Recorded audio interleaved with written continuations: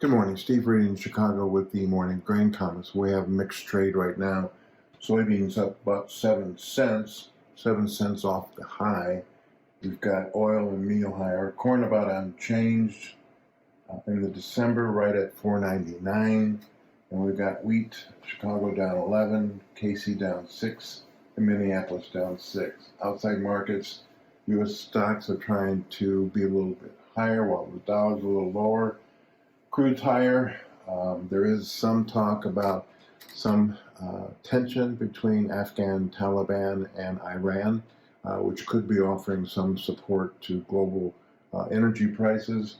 We've got the gold, silver down, while we've got coffee, cocoa, sugar, and cotton all trading a little bit higher. As far as the overnight news, from a weather standpoint, it looks like U.S. Midwest 2-week weather is still going to be mostly favorable for crops. We do note that Europe is drying out, and that should help harvest there. We've got some dryness continuing in eastern Ukraine and parts of southern Russia. Argentina's dry, but Australia is mostly favorable for crops. The big news overnight, or at least the big debate overnight, is that China's corn crop. Some people are saying that the recent flooding may reduce the crop.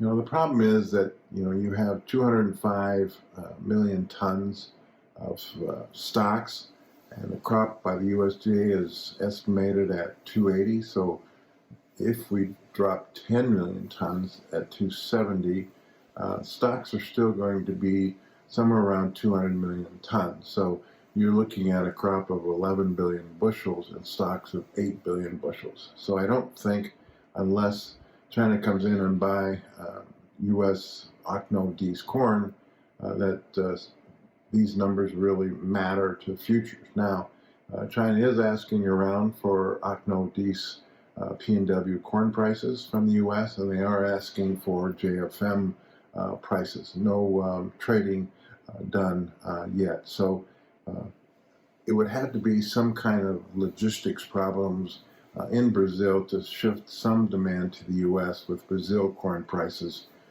40 cents cheaper than U.S.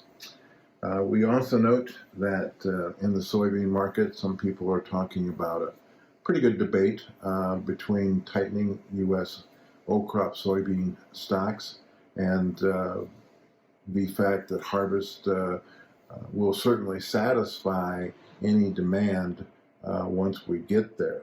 The USDA is looking for a carryout for next year at the trade is looking for the carryout next year at 267 million bushels versus last USDA's 300 number.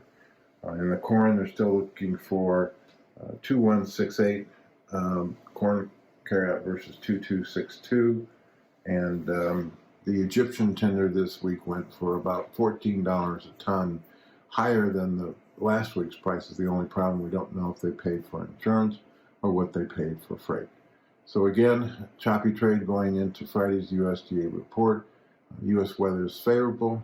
Most global weather is favorable except for Argentina, parts of Russia, and some uncertainty in China.